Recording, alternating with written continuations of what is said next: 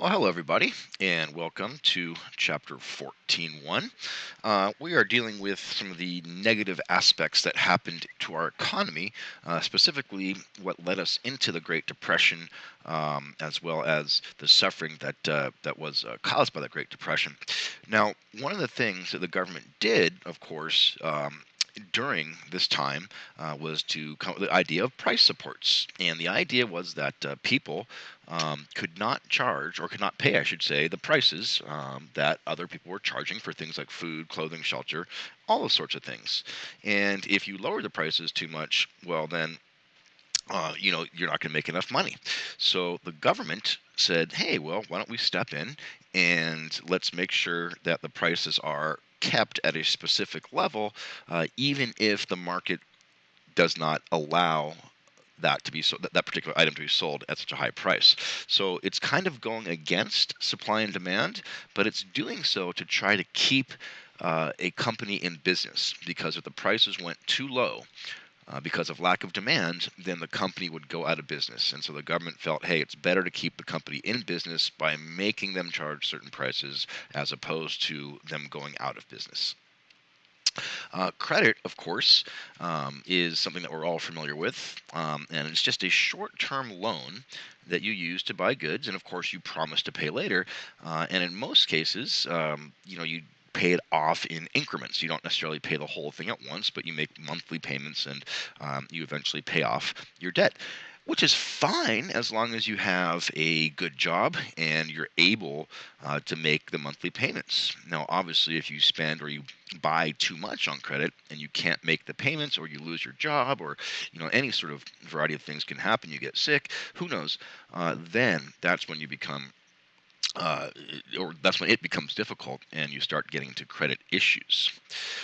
Alfred E. Smith, he was running for president right at the same time that, of course, Herbert Hoover is running for president. And, of course, Alfred E. Smith loses to Herbert Hoover. And as we'll see, Herbert Hoover is the president when the Great Depression really kicks off. The stock market crashes, the Great Depression kicks off. And a lot of people blamed Hoover for not only the Great Depression happening, but it not being fixed faster. Alfred E. Smith, who knows what would have happened if he would have won, but he didn't. Dow Jones Industrial Average. So you've probably heard this when we're watching the news in class, or on, you're watching it at home, and you happen to see the stock market is up, the stock market's down. Usually people are referring to the Dow Jones Industrial Average, or they call it the Dow. Sometimes it could be the NASDAQ. You hear that a lot. And the other one you hear a lot is the S&P 500, the Standard & Poor's 500. But what the Dow Jones Industrial Average is it's a collection of 30 companies, and they can change from time to time, and they're 30 huge companies that are supposed to give you a pretty good idea of how the economy is doing. These 30 companies are diverse, and they're big, and they have worth lots and lots of money, hire a lot of people. And the idea is that if these companies are doing pretty well, then the economy should be doing well. And when you see the Dow Jones average go up, people say, oh, yeah, the economy is doing great. And when it goes down, the economy's not doing so great. So let's just take a quick look here at some of these companies. The Dow Jones, probably some of these I would imagine, be fairly familiar with: 3M, American Express, Apple, Boeing, Caterpillar, Chevron, Cisco. See, these are huge. All of these are huge companies. McDonald's, Nike, Microsoft, and they do change. As you can see, or it doesn't say here, but they do change over time. But these are generally not necessarily the biggest, but certainly have a major impact on the economy, and that's the Dow Jones Industrial Average. Buying on margin. This is one of the things that really, really, really was one of the main causes of the Great Depression. And as you can see, you're buying stocks. Whoops. Hey, we don't have for some reason, we don't have that pen working there. So at any rate, you are buying stocks, and like using credit, you are only paying a portion of the full cost. So that means that you are using credit. You are buying money, or sorry, borrowing money. And of course, obviously, you promise to pay later. This is really, really dangerous. Now, it's fine. You're totally fine as long as you have a job and the stock is increasing.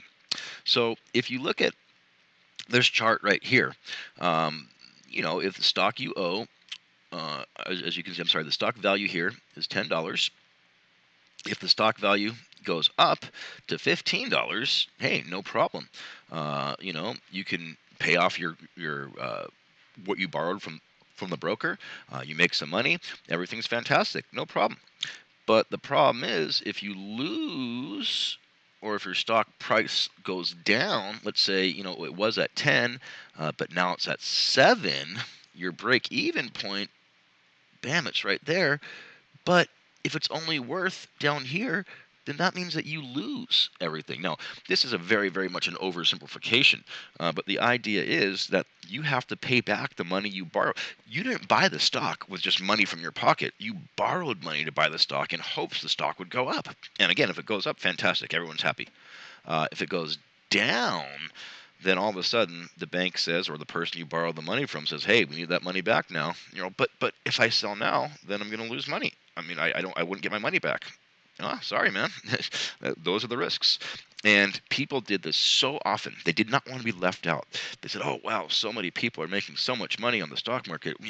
I need to get mine. I need to get my turn, my turn, my turn." And for a while, it actually worked. I mean, stocks were going up. There are occasional down, here and there, but for a long time, stocks were going up, and people kind of almost felt foolish if they didn't get in on the stock market, craze.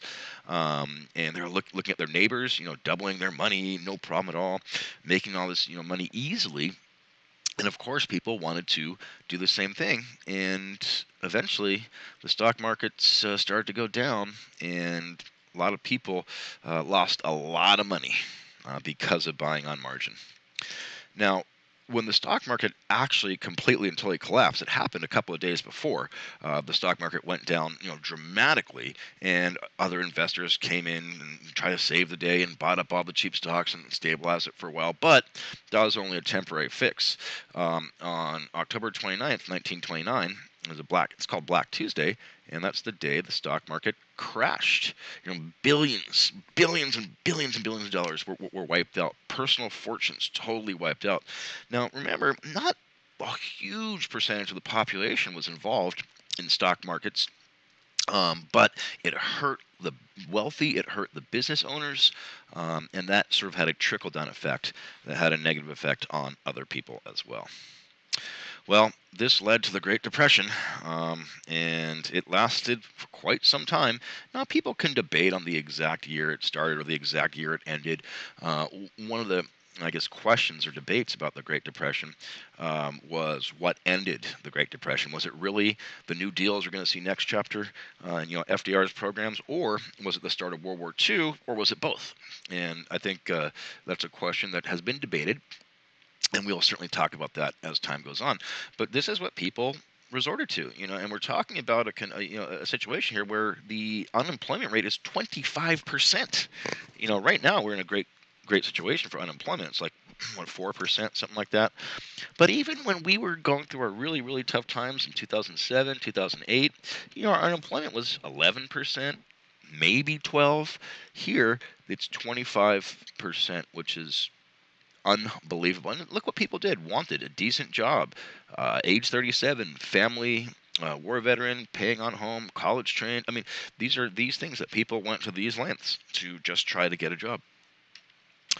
One of the things that was at least an attempt to make the Great Depression better, the idea was, hey, why don't we encourage people to buy American goods, and that'll help American business, and maybe that'll help the Great Depression. Well, as you know, a tariff is a tax on imports, and of course the intention was to encourage people to buy American, but as we have slowly, and I guess we haven't really fully learned, is that fair trade is generally good for both economies, your economy and who you're trading with, and a tariff sort of interferes or makes trade more restricted, and that just is not good. And instead of helping, it only worsened the depression. All right, well.